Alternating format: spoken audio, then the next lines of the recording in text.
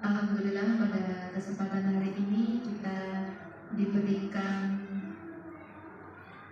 waktu dan tempat untuk melaksanakan berbagi praktik dari kita komunitas belajar Mutiara Bangsa.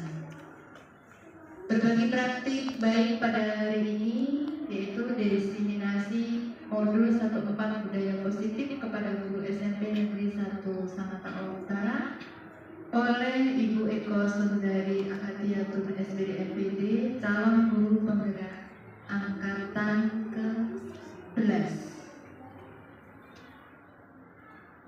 Dan acara selanjutnya kita buka kegiatan pada pagi hari ini dengan membaca basmalah bersama-sama. Bismillahirrahmanirrahim. Semoga acara nanti akan berjalan dengan baik dan kita mendapatkan manfaat yang banyak. Amin Allahumma amin. Selanjutnya waktu dan tempat disilahkan kepada Ibu Eko. Terima kasih Bu Sri.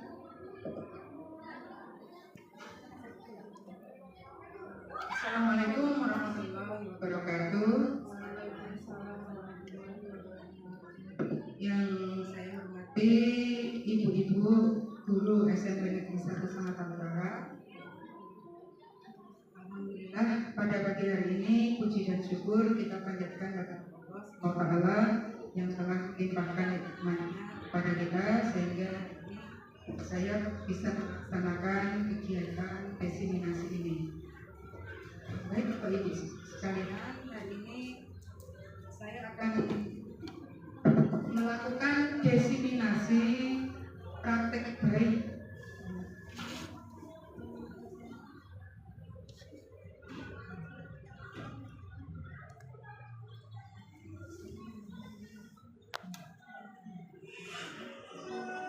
Baik Bapak Ibu sekalian, hari ini saya akan melakukan praktek baik yaitu diseminasi tentang budaya positif kepada ibu-ibu semua, Bapak Ibu semua ya, sebagai bagian juga tugas saya sebagai calon guru penggerak angkatan 11. Jadi Bapak Ibu sekalian, budaya positif itu merupakan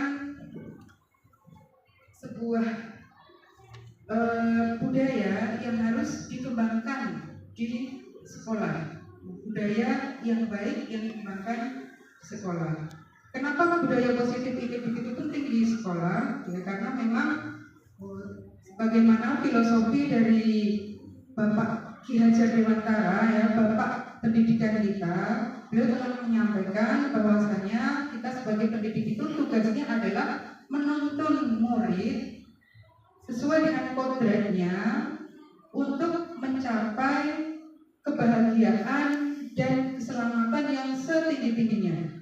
Oleh karena itu, dari maksud Ki Hajar Dewantara tersebut, bahwasanya seorang guru itu di dalam seluruh aktivitasnya harus berpihak pada murid, termasuk di dalam menciptakan budaya positif ini.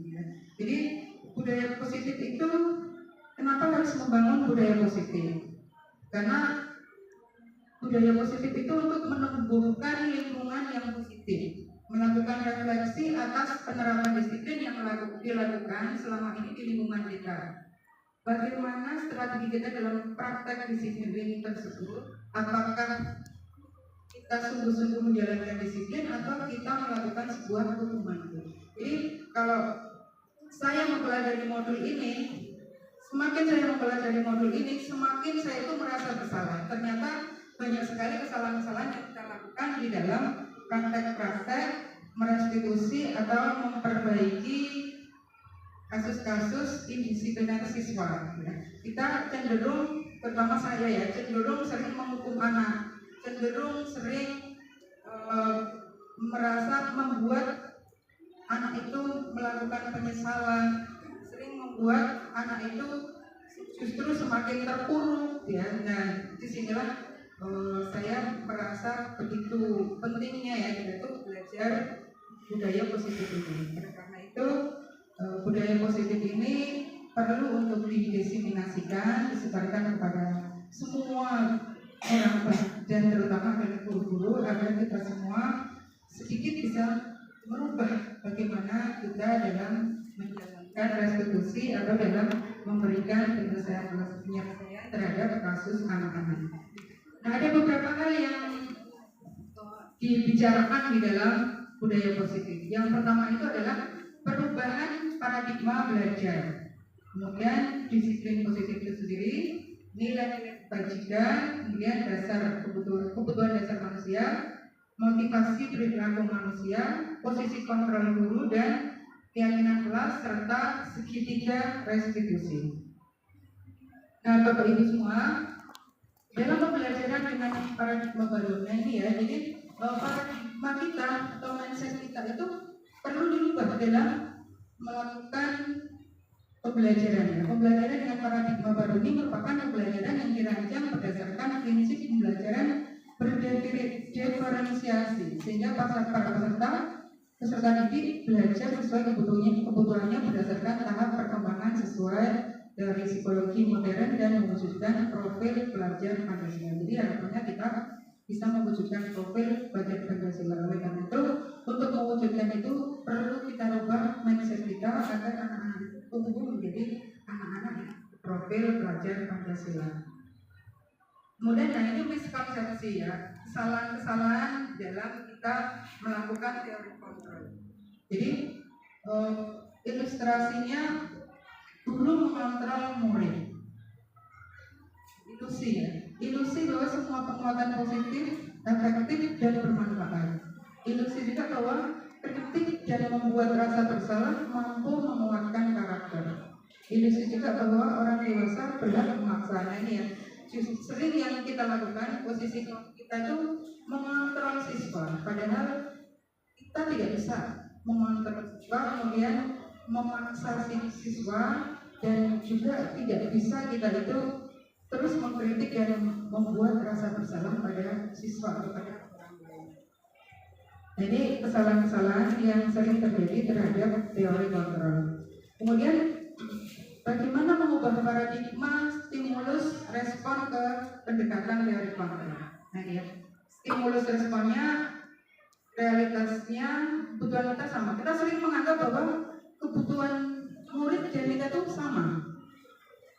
Ternyata dalam teori kontrol kebutuhan kita itu berbeda ya. Kita kadang ketika siswa ada masalah, persepsi kita dengan siswa itu sama, sehingga kita mengharapkan siswa itu ya seperti apa yang kita pikirkan. Tapi ternyata tidak. Setiap anak itu berbeda. Kemudian semua orang melihat hal yang sama. Tidak ya. Setiap orang itu memiliki gambaran yang berbeda. Kemudian kita mencoba mengubah orang agar pandangan sama dengan kita. Ternyata kita berusaha memahami pandangan orang lain tentang dunia. Jadi kita bukan memaksa orang lain supaya mereka itu sama dengan pandangan kita, tapi kita seharusnya kita itu memahami bahwa pandangan orang itu berbeda. Setiap orang itu pandangannya berbeda, termasuk anak kita pun pandangannya berbeda. Kemudian perilaku buruk dilihat sebagai suatu kesalahan. Yang teori kontrolnya, semua perilaku memiliki tujuan. Terkadang kita menganggap perilaku buruk anak itu kesalahan ya, padahal belum tentu juga ya. Ada kebutuhan-kebutuhan dasar yang mungkin tidak terpenuhi kepada anak sehingga kemudian melakukan hal-hal yang tidak kita mau. Kemudian orang lain bisa mengontrol saya, padahal sesungguhnya hanya kita sendiri yang bisa mengontrol diri kita sendiri. Kemudian saya bisa mengontrol orang lain, padahal kita tidak bisa mengontrol orang lain. Kemudian pemaksaan ada pada saat bujukan gagal, padahal kolaborasi dan konsensus menciptakan pilihan-pilihan baru. Jadi tidak ada pemaksaan. Dan model berpikir menang kalah. Jadi kalau kita misalnya kepada anak itu, kalau anak sudah menyesali perbuatannya, kita biasanya merasa menang kita ya, anak-anak sudah menyesali. Padahal sebenarnya tidak. Yang ada itu adalah model berpikir menang-menang. Jadi walaupun kita minta maaf duluan, walaupun anak yang salah kita minta maaf duluan, itu kita tidak kalah ya, dan anak juga tidak menang, tapi semuanya menang. Ini yang mindset yang perlu kita ubah. Kemudian disiplin positif. Disiplin positif itu berkata dari disiplin, yang artinya belajar. Disiplin mengacu pada disiplin diri yang memiliki tanggung jawab terhadap apa yang dilakukannya berdasarkan nilai-nilai yang dia. Kemudian disiplin positif merupakan salah satu cara penerapan disiplin yang bertujuan untuk menumbuhkan kesadaran serta memberdayakan peserta didik tanpa imbalan atau reward, ancaman dan hukuman. Nah, sebagai pendidik, tujuan kita adalah menciptakan peserta didik yang memiliki disiplin diri sehingga mereka berperilaku mengacu kepada nilai-nilai kebajikan universal dan memiliki motivasi intrinsik dan perubahan perilaku ke arah yang lebih baik. Jadi harapannya disiplin positif itu penerapan disiplin yang sudah tidak lagi dengan imbalan-imbalan tertentu atau reward-reward, tetapi melakukan disiplin positif itu karena mereka ingin berperilaku sesuai dengan nilai-nilai kebajikan universal yang kita harapkan. Kemudian nilai-nilai kebajikan. Nah, nilai-nilai kebajikan apa yang kita tanamkan kepada anak? Harapan yang tadi ya, yang materi sebelumnya tadi, disiplin positif itu anak-anak mengacu pada nilai kebajikan. Nah, nilai kebajikannya seperti ini ya, nilai yang disepakati bersama. Jadi nilai kebajikan itu nilai yang disepakati bersama, lepas dari suku bangsa, agama, bahasa maupun latar belakangnya. Nilai kebajikan ini kalau dalam profil belajar Pancasila ada ya, berteman bertakwa, berakhlak mulia, kebinekaan global, gotong royong, mandiri, kreatif dan berdaulat. Kalau di sekolah-sekolah internasional mereka menggunakan PYP ini, hampir sama ya, toleransi, rasa hormat, dan sebagainya. Kemudian keterampilan hidup, dapat dipercaya, loyalitas, berdengar yang aktif dan sebagainya. Nilai-nilai kebajikan yang didasarkan dijadikan dasar bagi anak-anak untuk melakukan sebuah disiplin positif. Kebutuhan dasar manusia itu apa saja? Nah, ini yang perlu kita pahami bahwasanya anak-anak itu memerlukan, tidak hanya anak-anak sebenarnya, itu pun juga mempunyai kebutuhan dasar. Ini harus kita pahami karena ketika kita merestitusi anak atau menyelesaikan anak, kita harus memahami anak itu melakukan perbuatan indisiplinan itu karena kenapa? Ya, karena kebutuhan yang mana itu harus kita ketahui dulu sehingga ketika menyelesaikan pun tepat. Kebutuhan dasar manusia adalah segala sesuatu yang kita lakukan untuk mendapatkan apa yang kita inginkan. Seluruh tindakan yang kita lakukan memiliki tujuan tertentu dan semua usaha terbaik yang kita lakukan adalah dalam rangka agar kebutuhan dasar kita terpenuhi dengan baik. Nah, ini ya, kebutuhan dasar manusia itu dibagi menjadi 5 ya: bertahan hidup, kasih sayang dan rasa terima, rasa diterima, penguasaan, kebebasan, kesenangan. Jadi kalau misalnya anak-anak itu ada yang tidur di kelas misalnya, ya kita harus cari tahu dulu ya, tidur di kelas itu karena sebenarnya anak itu membutuhkan kebutuhan hidup yang mana yang belum terpenuhi sehingga bisa menimbulkan masalah ya. Kita sebagai guru itu sering marahin aja anak yang tidur di kelas tanpa kita mencari tahu itu alasannya itu apa ya. Ternyata mungkin alasannya karena bisa jadi lapar atau bisa jadi apa gitu ya. Bertahan hidup itu biasanya masalah makanan, tempat tinggal, pakaian, keamanan, kesehatan. Kemudian kasih sayang itu rasa tidak diterima, tidak dibutuhkan. Jadi kalau kita lihat anak-anak sering mencari perhatian di kelas, itu bisa jadi karena ini ya, rasa diterima, belum memiliki kebutuhan hidup, rasa kasih sayang dan rasa diterima dari lingkungannya sehingga membuat si anak ini mencari perhatian baru. Kemudian penguasaan itu seperti harga diri, keinginan untuk dianggap, memimpin, berprestasi, diakui, didengar. Kebebasan itu mandiri, memiliki pilihan, mencoba hal baru, mengendalikan dirinya. Senangan itu bermain, humor, antusiasme, tertawa. Nah, ini kebutuhan ini harus kita pahami terhadap anak-anak ketika mereka melakukan disipliner. Kita coba gali sebenarnya si anak ini belum terpenuhi di bagian mananya. Kemudian motivasi perilaku manusia. motivasi perilaku manusia itu ada ya untuk menghindari ketidaknyamanan atau hukuman, untuk mendapatkan imbalan, untuk menjadi orang yang mereka inginkan dan menghargai diri sendiri dengan nilai-nilai yang mereka. Jadi sebenarnya motivasi orang itu bermacam-macam, tapi diharapkan bahwa motivasi perilaku manusia menjadi orang yang menghargai diri sendiri dengan nilai-nilai yang percaya. Kemudian ada beberapa ini ya yang sering kesalahan-kesalahan kita yang sering kita lakukan. Hukuman dan konsekuensi itu berbeda. Nah, kita sering menganggap anak-anak itu lebih sering kita hukum ya. Kalau saya merasa dulu sebelum saya tahu materi ini, ternyata saya lebih banyak sering menghukum siswa ya, bukan memberikan konsekuensi. Nah, kalau hukuman itu tidak terencana atau tiba-tiba, kemudian murid tidak tahu apa yang akan terjadi atau tidak dilibatkan, kemudian bersifat satu arah, dia nanti tidak diberikan kesempatan, kemudian berupa hukuman bisa fisik bisa psikis. Kalau konsekuensi itu terencana atau disepakati sesuai peraturan. Jadi sebelum memulai pembelajaran di awal itu kita sebenarnya sudah seharusnya melakukan kesepakatan kelas atau keyakinan kelas.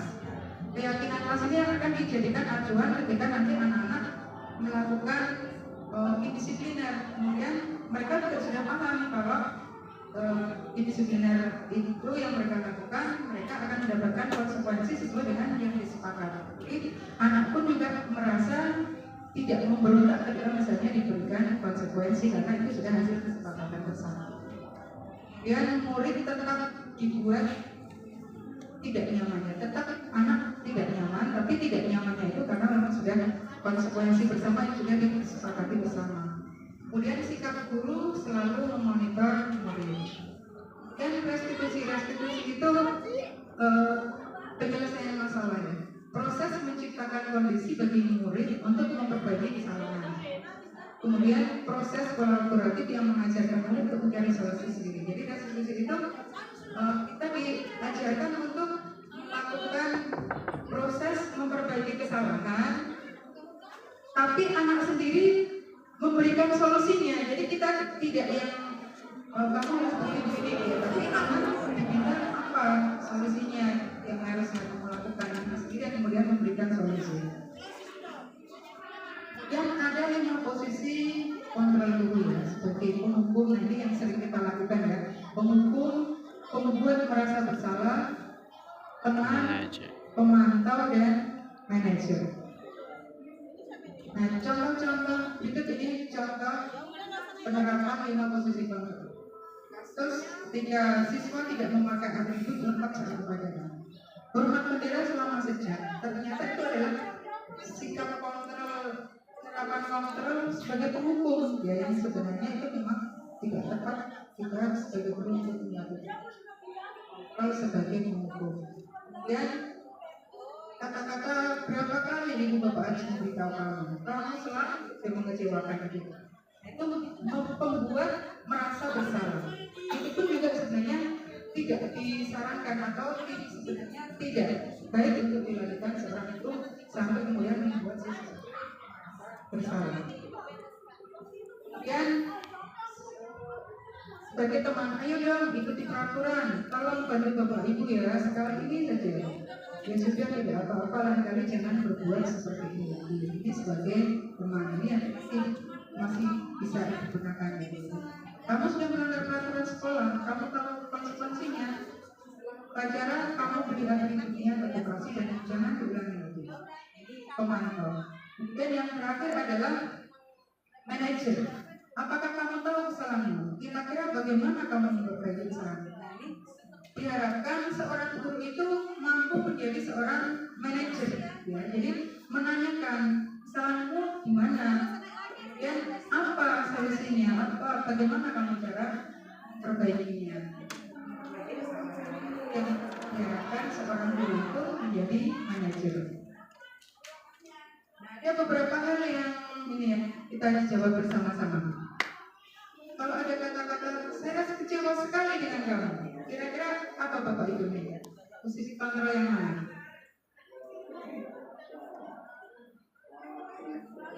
Bisa di awal lagi kan? Iya, di awal lagi ya. Jadi sebagai penghukum, ya, kemudian pembuat merasa bersalah, kemudian sebagai teman, sebagai pemantau, manajer. Nah, saya kecewa sekali dengan kamu. Kira-kira apa? Betul Bapak Ibu. Pembuat merasa bersalah. Nah, ini tidak sebaiknya kita hindari. Dan kamu tidak pernah benar melakukannya. Apa Bapak Ibu kira-kira? Tidak pernah benar merasa bersalah. Tidak pernah pemukul atau pembuat merasa bersalah. Pembuat merasa bersalah ya. Setuju ya. Tidak pernah benar melakukannya kan karena merasa salah terus. Ya, apa rencanamu untuk menyelesaikan masalah ini? Sudah ya. Ya, ayo lakukan demi Bapak Ibu, teman ya. Dan kamu tidak pernah mendapat nilai jika tidak mengerjakan tugas.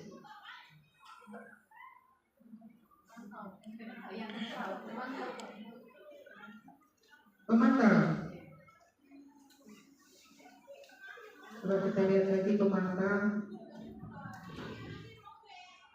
Kamu sudah melanggar peraturan sekolah. Kamu tahu konsekuensinya? Pemantau ya.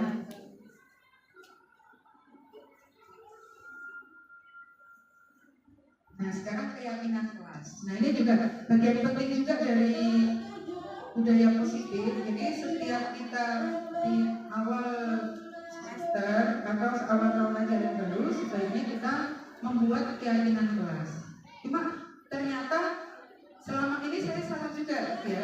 Sebelum saya mendapatkan materi ini, saya melakukan membuat keyakinan kelas itu salah ya. Ternyata membuat keyakinan kelas itu ada tahapan-tahapannya, tidak langsung kemudian dibuat keyakinan kelas. Jadi mengapa keyakinan kelas? Mengapa bukan peraturan banyak? Sebelumnya kita ya, peraturan sama keyakinan. Apakah itu berbeda? Tidak ya. Kalau keyakinan itu diyakini bersama antara guru dengan siswa, sementara kalau peraturan itu dari satu sisi saja ya, dari sisi sekolah atau sisi guru saja yang membuat peraturan, anak hanya sekedar melaksanakan saja tanpa pendapat ya, tanpa dilibatkan anak. Itu bedanya. Kemudian pembentukan keyakinan kelas. Nah, ini bersifat abstrak ya, keyakinan kelas itu berupa pernyataan universal dibuat dalam pernyataan positif ya. Jadi pernyataannya positif, bukan tidak terlambat, tidak apa ya, tapi di kata-katanya yang positif. Jadi hadir tepat waktu. Kemudian sedikit saja agar kemudian diingat siswa. Kemudian sesuai dengan kondisi kelas dan sekolah sehingga mempersiapkan. Kemudian semua warga sekolah atau warga kelas dilibatkan saat membuat keyakinan kelas. Nah, ini langkah-langkahnya ya. Langkah-langkahnya saya baru menemukan kemarin waktu lokakarya, ternyata membuat keyakinan kelas itu pertama kita harus mengadakan curah pendapat dulu dengan siswa. Curah pendapat kira-kira peraturan apa ya. Ini yang pertama peraturan ya. Sebelum membuat keyakinan kelas itu kita curah pendapat peraturan apa yang perlu disepakati. Kemudian setelah itu mencatat semua masukan murid di papan tulis. Kemudian setelah itu baru pembentukan keyakinan kelas menggunakan kata-kata positif. Setelah itu dari keyakinan kelas yang menggunakan kata positif itu kemudian dibuat nilai kebajikan ya. Misalnya saling menghormati ya. Jadi keyakinan kelas itu bahasa-bahasanya seperti saling menghormati, saling menghargai, disiplin gitu. Baru kemudian Nah, ini segitiga restitusi. Apa itu segitiga restitusi?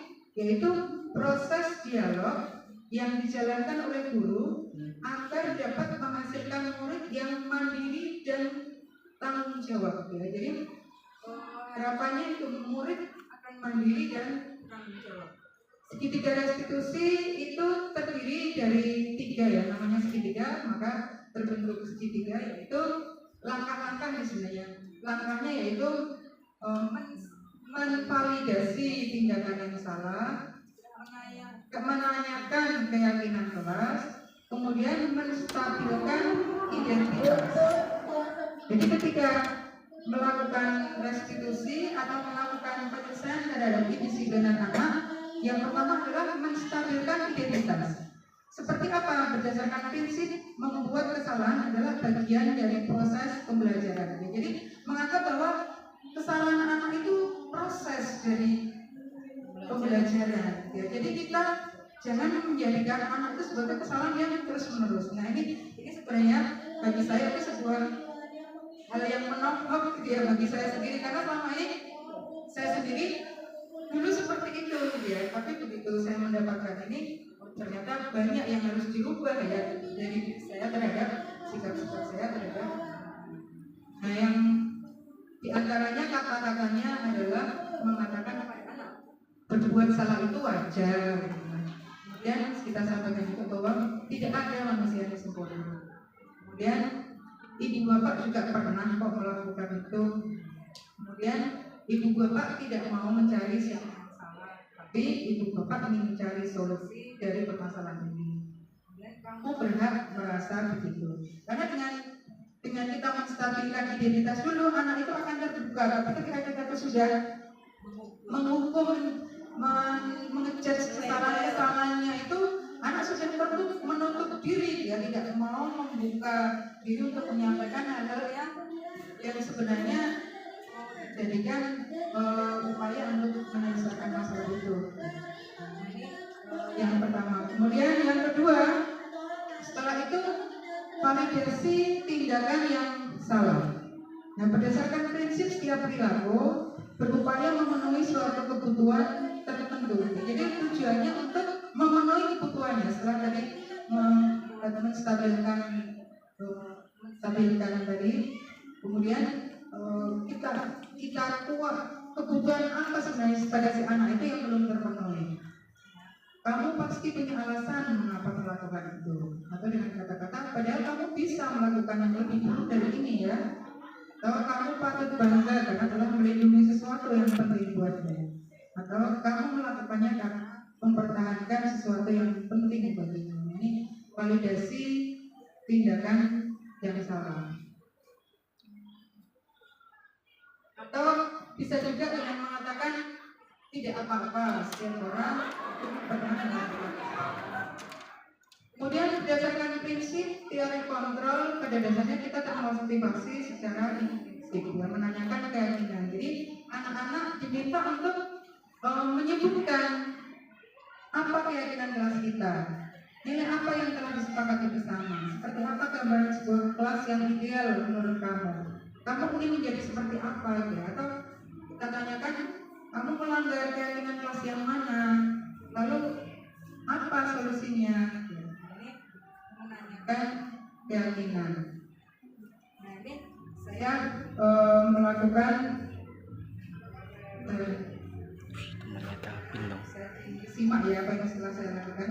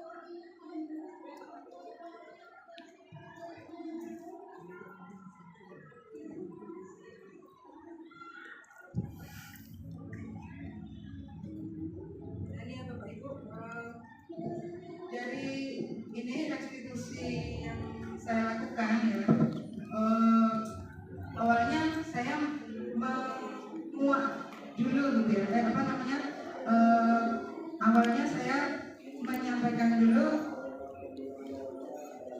apa namanya, tidak apa-apa ya. Saya menanyakan, setelah menanyakan apa yang kamu lakukan ya. Di sini saya menyampaikan tidak apa-apa. Kesalahan itu adalah hal yang biasa ya. Kemudian setelah itu anak terbuka ya untuk menyampaikan sebenarnya ada masalah apa. Kemudian menanyakan sebenarnya kebutuhan apa yang belum dimiliki si anak itu. Ternyata dia melakukan itu di dalam kelas main HP itu karena orang tuanya sedang bermasalah ya, sehingga dia melakukan itu untuk melampiaskan permasalahan-permasalahan yang ada di rumah. Kemudian terakhir kita tanyakan solusinya apa ya. Solusinya dia akan memperbaikinya, akan menghargai guru, dan kemudian ditanyakan keyakinan kelas mana yang dia langgar ya. Satu lagi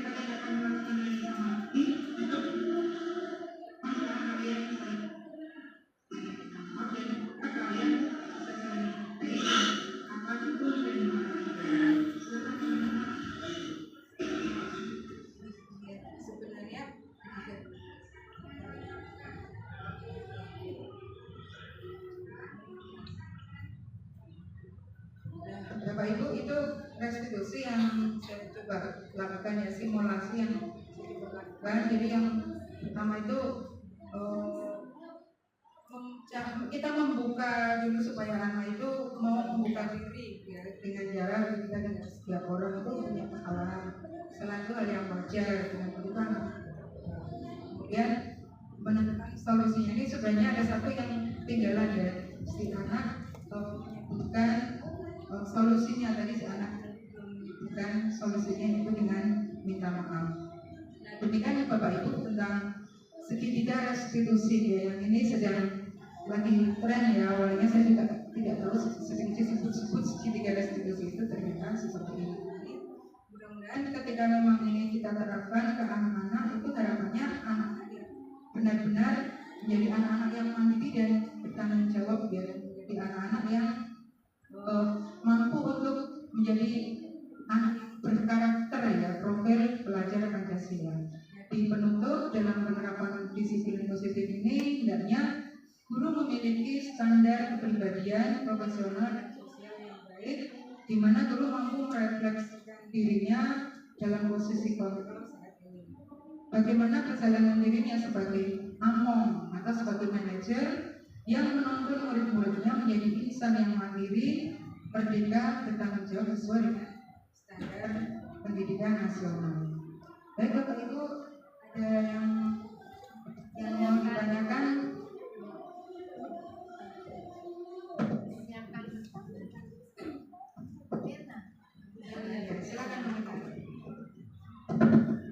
Baik, terima kasih untuk waktu yang diberikan kepada saya. Tadi di situ semua perilaku memiliki tujuan, termasuk perilaku buruk. Itu disebabkan karena ada kebutuhan hidup yang tidak terpenuhi. Nah, pertanyaan saya, apa yang harus dilakukan guru untuk membangun budaya positif terhadap anak tersebut? Terima kasih. Untuk membangun tapi ya kita harus menguak dulu ya sebenarnya kebutuhan siswa itu apa ya, kebutuhannya itu di mana ya, dengan cara jadi ya anak-anak kita buat untuk terbuka dulu dengan kita, kemudian kita tahu kebutuhannya itu apa saja ya. Dengan demikian kalau kemudian si anak itu kebutuhannya terpenuhi, mudah-mudahan kedepannya diharapkan ya tidak terjadi lagi pelanggaran disipliner karena anak sudah terpenuhi kebutuhannya, sehingga mereka juga akan melakukan hal-hal yang positif. Ada lagi ibu-ibu?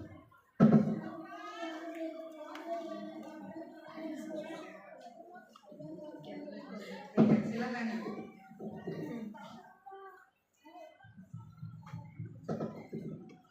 Ya, terima kasih buat kesempatan yang diberikan. Di sini saya tidak bertanya, tetapi saya menyampaikan bahwa materinya ini sangat menarik.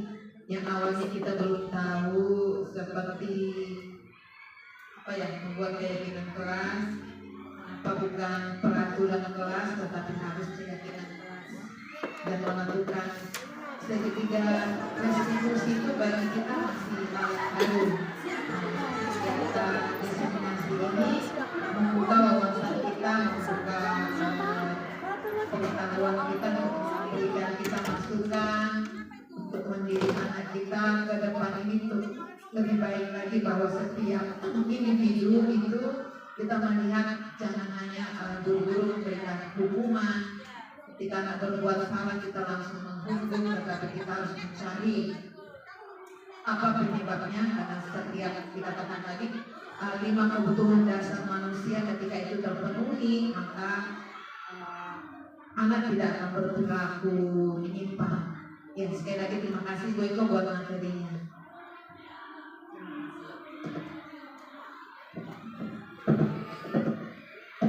Baik, terima kasih Ibu Rika yang telah memberikan apresiasinya pada kesempatan hari ini. Ada lagi Ibu? Tidak ada ya.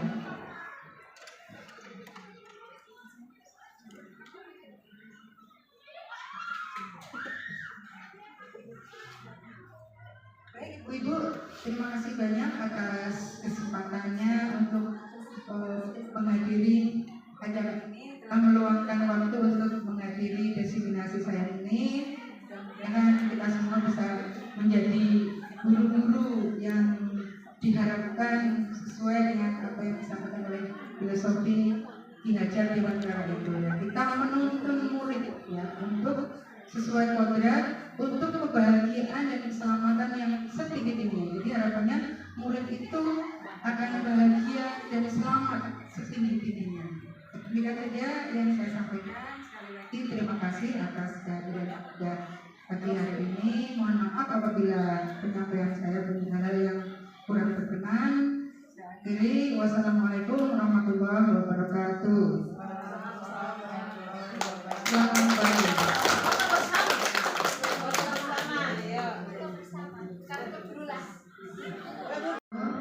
Semoga bermanfaat dan bisa kita aplikasikan di dalam kelas maupun di luar kelas.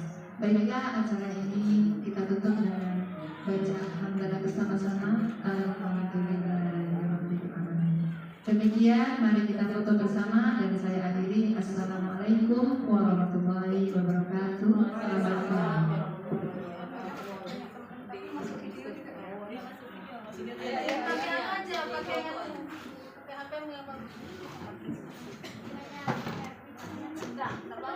Yang tinggi HP Sari. Matikan videonya. Itu kameranya nggak bagus. Udah, matikan video.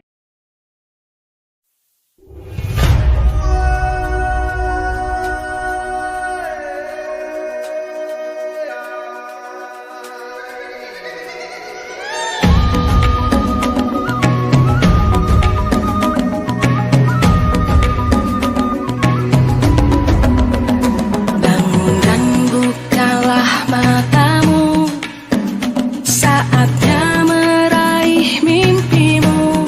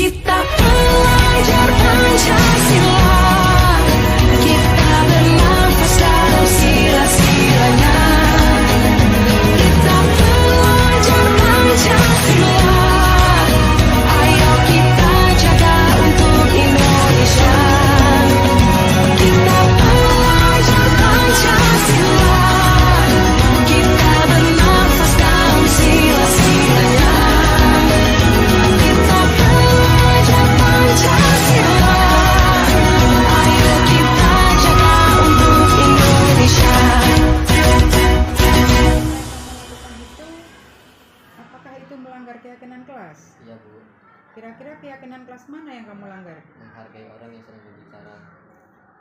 Baiklah, apa yang akan kamu lakukan untuk memperbaikinya? Saya minta maaf Bu, dan saya akan lebih memperhatikan Ibu saat sedang menjelaskan. Baiklah, kamu harus tahu bahwa keyakinan kelas itu dibuat untuk kepentingan bersama, untuk kebaikan, dan juga untuk kenyamanan semua anggota kelas. Baik Bu. Baik Pak Uzan, terima kasih, boleh meninggalkan kembali ke kelas lagi. Terima kasih Bu. Kan, coba jelaskan apa yang kalian lakukan. Rehan Bu, dia mengolok-olok nama orang tua saya Bu. Tapi kamu kan juga ngolok nama orang tua saya. Oke, tidak apa-apa, setiap orang itu memang pernah melakukan kesalahan. Saya kurang suka Bu, dipukul seperti itu oleh teman saya Bu. Baiklah, apa alasan Rehan melakukan itu? Saya yang terlalu akrab Bu, jadi saya yang bercanda. Apa kamu sering melakukannya pada teman yang lain? Tidak Bu. Jepon, kenapa kamu balas melakukannya? Saya emosi Bu, kan diperlakukan seperti itu oleh Rehan Bu. Apakah kalian berdua tahu bahwa itu melanggar keyakinan kelas? Dan kira-kira keyakinan kelas yang mana yang kalian langgar itu? Cukup deh Bu, tidak boleh berkata kasar dan ngolok-ngolok. Nah, kalian kan paham bahwa nilai apa sebenarnya yang diharapkan dari keyakinan kelas tersebut? Saling menghargai Bu. Jadi kira-kira apa kalian akan melakukan kesalahan yang sama lagi? Kami akan saling memaafkan Bu. Apakah di kemudian hari kalian akan melakukan hal yang sama lagi? Tidak Bu. Nah, silakan sekarang kalian saling berjabat tangan untuk saling meminta maaf, dan ibu harap kalian bisa saling menghargai dan kapanpun dan dimanapun berada. Silakan minta maaf. Baik Bu, terima kasih.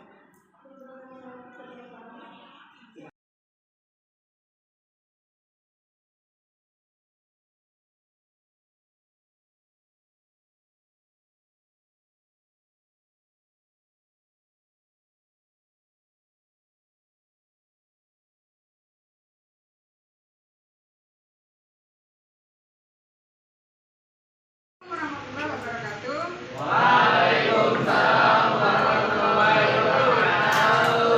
Selamat pagi dan salam sejahtera untuk kita semua. Terima kasih anak-anak. Bagaimana kabarnya hari ini? Sehat-sehat semua? Bahagia? Ada yang sedih nggak? Tidak ada yang sedih. Oh, sekarang kita yel-yel dulu ya. Yel-yel dulu. Masih ingat yel-yelnya matematika?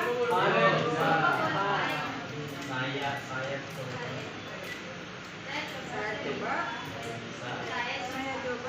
Saya bisa. Matematika.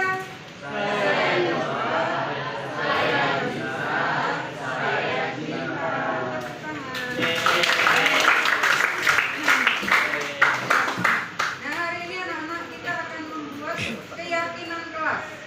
Ada yang tahu keyakinan kelas itu apa? Ya. Bedanya keyakinan kelas dan peraturan kelas. Ada yang tahu? Nah, jadi keyakinan kelas itu berbeda dengan peraturan kelas. Kalau peraturan kelas itu sesuatu yang sudah ditetapkan, tapi kalau keyakinan adalah yang kita yakini bahwa kalau itu dilaksanakan kita akan mendapatkan keselamatan, kebaikan, kesehatan, kenyamanan, terutama di dalam pembelajaran pada saat mereka masuk di dalam kelas. Jadi keyakinan kelas yang kita buat ini khusus untuk pelajaran BK. Nanti bisa aja dengan guru lain punya keyakinan kelas yang berbeda, juga dengan wali kelas punya keyakinan kelas yang berbeda. Tapi ini adalah khusus untuk pelajaran BK. Supaya apa? Supaya pada saat pelajaran BK itu semuanya nyaman, mereka nyaman, kalian nyaman, semua yang ada di dalam kelas ini merasakan kenyamanan. Ya. Kalaupun itu melanggar, kalian tahu bahwa itu melanggar dari keyakinan, merupakan konsekuensi dari keyakinan yang telah kalian buat sendiri, ya, bukan mereka yang membuat, tapi disepakati bersama, keyakinan yang disepakati bersama, bukan dari mereka, ya, tapi bersama-sama kita semua menjalankan keyakinan itu dengan sukarela, karena itu adalah yang kita buat bersama. Nah, sekarang sebelum kita membuat keyakinan kelas, itu pengen kalian menuliskan, ya, sebelum ke peraturan itu kita membuat yang pertama, apa yang kalian ingin pelajaran Bu Eko, bukan dari Bu Ekonya, dari kaliannya itu pada saat pelajaran Bu Eko, misalnya kalian itu pengen bagaimana, kelas yang seperti apa ya, apakah kelas yang ada yang semuanya sendiri minum semuanya sendiri, ataukah ada yang segera mau ngobrol sendiri, atau kelas yang ketika minum harus izin dulu, atau ketika misalnya berbicara pada saat gurunya atau pada boleh berbicara kapan saja. Nah itu kita sepakati saja sama-sama. Jadi nanti Bu suruh kalian menuliskan di sini apa yang kalian inginkan supaya kelas kita ini pada saat pelajaran Bu Eko, kelasnya itu nyaman, selamat, aman, semua dalam kondisi kesehatan yang baik, keamanan yang baik, kenyamanan yang baik. Ya, jadi apa yang kalian inginkan tulis di sini nih.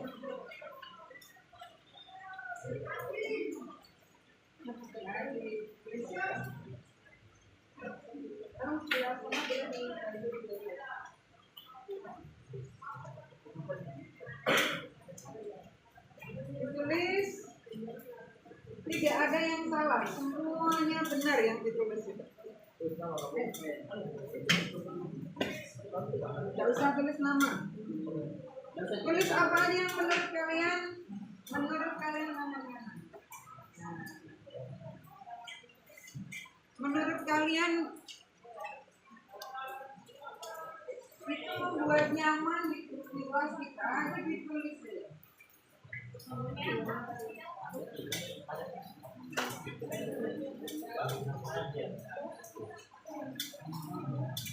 Siapa yang belum dapat? Kurang.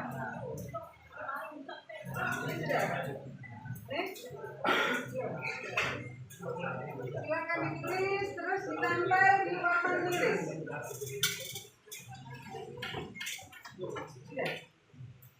Dan tulis, terus ditambah. Terserah misalnya kalian ketika menjelaskan itu kalian maksudnya tidak tidur. Ya.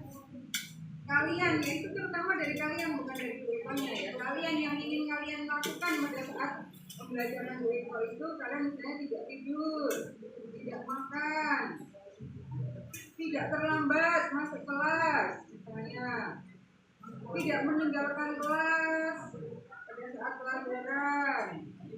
Ada yang pengen izin misalnya izin ke kamar mandi dan tidak kembali lagi ke sekolah ke kelas, atau boleh makan pada saat pelajaran. Nah, apa yang kalian inginkan ya untuk kenyamanan dan keamanan kalian dan keselamatan kalian pada saat pelajaran. Ya, tidak usah lama-lama ya, tulis seperlunya saja, tidak usah panjang-panjang. Kalau sudah sampai di sini, sampai aja. Tidak ada yang salah. Jadi apa yang kalian tulis itu tidak ada benar, tidak ada salah. Semuanya benar. Karena itu keinginan kalian. Sampai ya. Lanjut ya. Tidak usah panjang-panjang.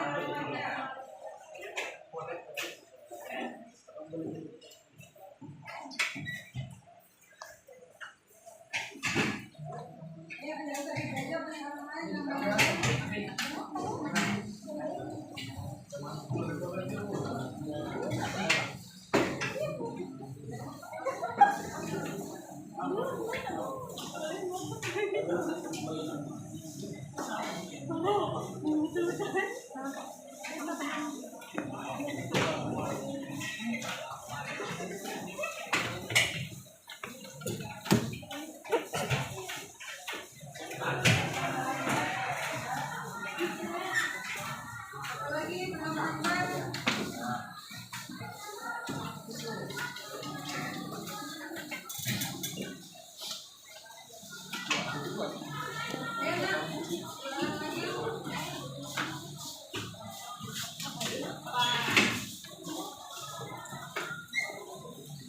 Nah kalau dia ibu mau bilang ya yang sejenis nanti silakan jadi satu supaya memudahkan kita membuat siapnya.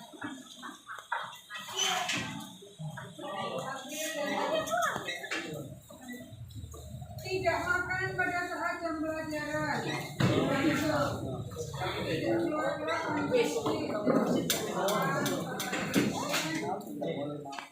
Nah, ini luar biasa. Boleh tidur di dalam kelas.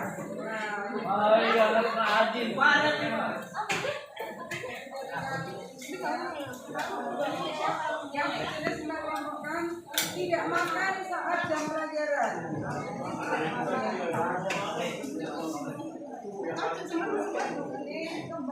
Saya ingin saat belajar ada bermain, sering bicara kelompok, boleh tidur.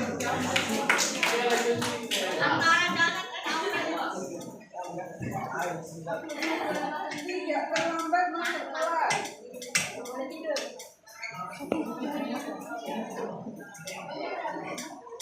Boleh minum, boleh makan, boleh main bola.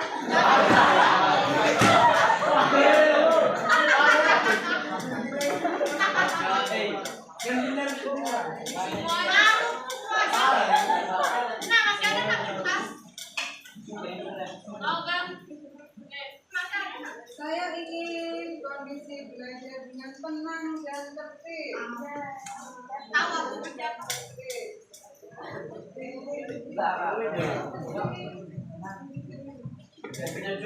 Boleh minum tanpa izin.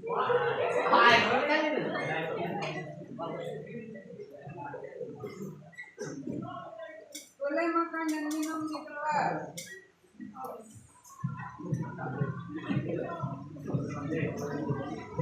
Saat pelajaran sedang berlangsung tidak ada lagi izin ke WC.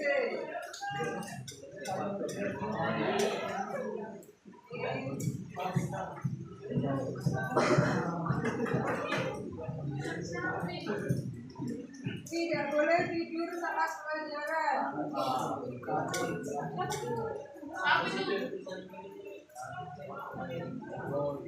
Tidak ada PR.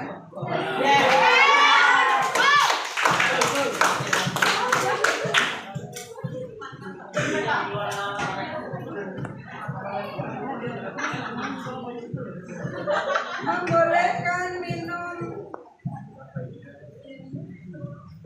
Aku sudah tahu.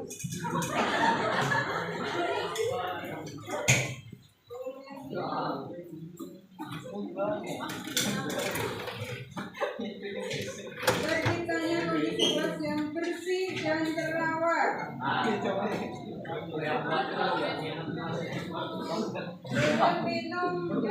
Boleh minum dalam kelas. Tidak mengganggu teman saat pelajaran. Boleh minum tanpa izin. Boleh makan dan minum pada saat pelajaran.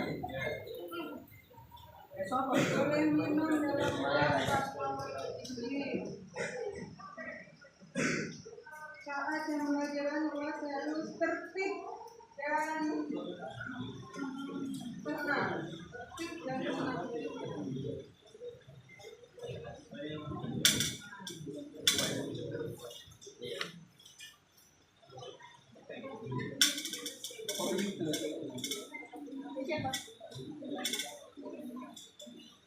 Tidak ribut saat guru sedang menjelaskan.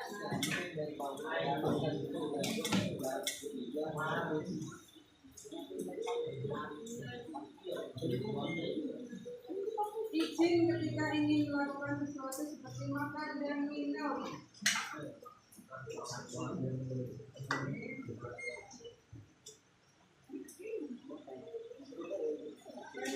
Tidak boleh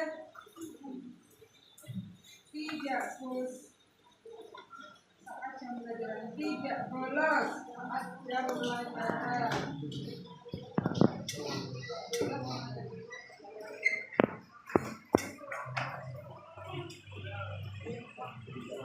Jangan ribut saat pelajaran, boleh ngobrol atau tidak keras. Boleh makan. Boleh makan juga. Boleh makan.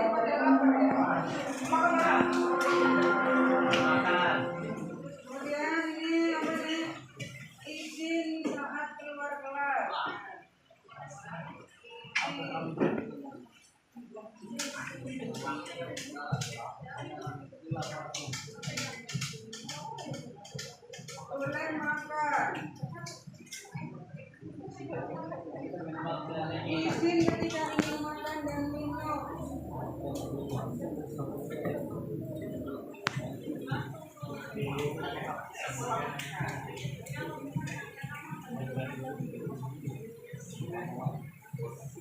Saya ingin pelajaran boleh minum. Menghargai orang yang sedang berbicara.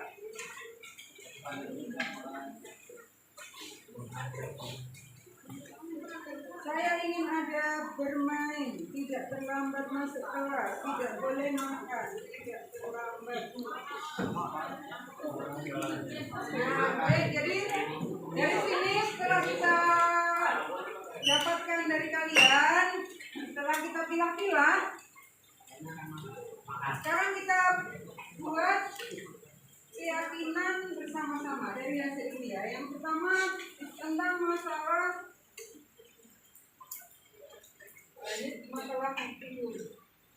Tidak boleh tidur saat pelajaran. Boleh tidak? Boleh.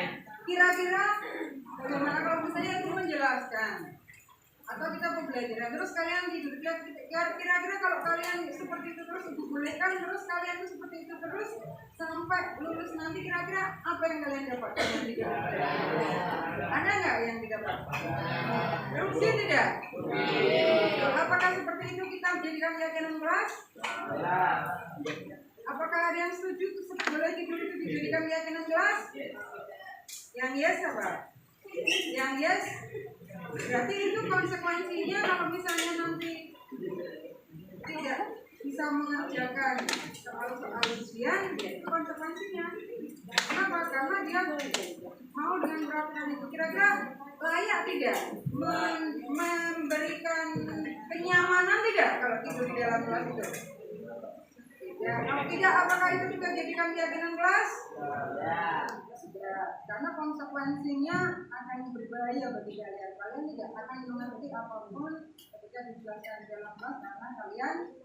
Jadi, apakah itu boleh dijadikan keyakinan kelas? Tidur di dalam kelas? Ya, jadi kita harus ya tidur di dalam kelas. Berarti kita yakin itu bukan keyakinan kelas kita ya. Karena yang namanya keyakinan itu yang membawa manfaat kebaikan. Ya. Sekarang ingin kondisi belajar dengan tenang dan tertib. Apakah itu bisa kita jadikan keyakinan kelas? Kira-kira nilai kebajikan apa yang kita dapat kalau kelas kita tenang dan tertib?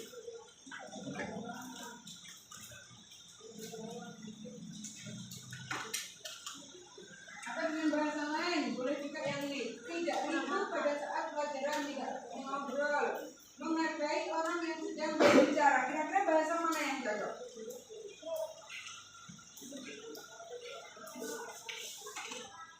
Menghargai orang yang sedang berbicara. Jadi sepakat itu kita jadikan keyakinan kelas ya. Ya, jadi kita akan di sini nanti ini soalnya kita tangani yang pertama keyakinan kelasnya adalah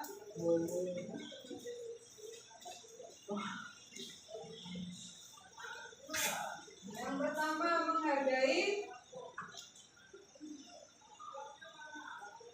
orang yang sedang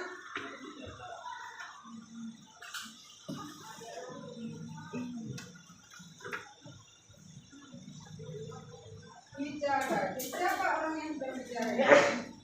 Bisa guru, bisa siswa. Jadi dengan kalian itu tidak ngobrol pada saat pelajaran, tidak tidur, itu sebenarnya sedang menghargai orang yang sedang berbicara. Atau tidak ribut seperti kalian tadi di sini, tidak pelajaran seperti. Nah ini yang pertama. Kemudian yang kedua, tidak terlambat masuk kelas. Kira-kira itu kebajikannya apa? Kebaikannya apa kalau tidak terlambat masuk kelas? Disiplin. Apakah itu sepakat kita jadi jadikan keyakinan kelas? Sepakat. Yang kedua adalah disiplin.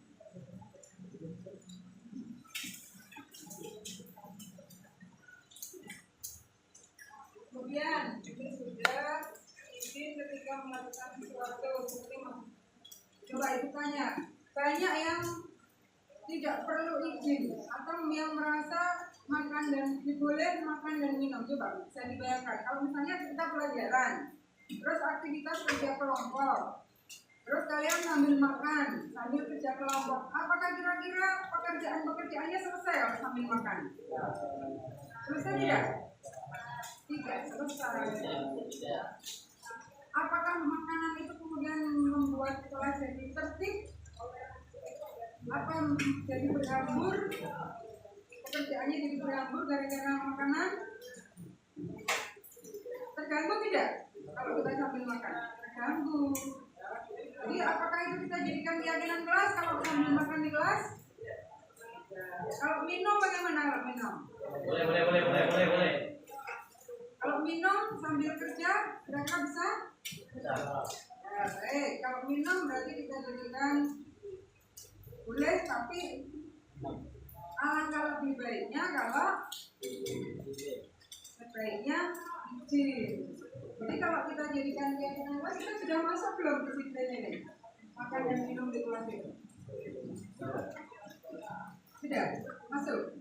Masuk belum kedisiplinan itu? Atau kita jadikan keyakinan yang ketiga? Atau cukup disiplin itu saja ya? Disiplin itu sudah termasuk makan dan minum. Tidak terlambat izin ketika melakukan sesuatu. Kemudian izin ketika ingin makan minum. Terciptanya kelas yang bersih dan terawat. Nah, bagaimana dengan kebersihan? Apakah itu layak dijadikan keyakinan kelas? Kira-kira apa keyakinan kelasnya? Apakah boleh sembarangan buang sampah, sembarang di bawah? Boleh? Kalau tidak boleh berarti bahasanya apa? Keyakinan kelasnya? Bahasa kebajikannya, kebaikannya. Membuang sampah pada tempatnya. Atau menjaga kebersihan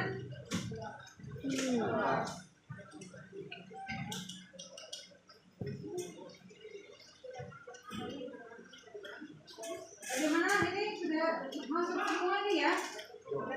Kira-kira kita nggak usah membuat keyakinan pasti yang banyak-banyak.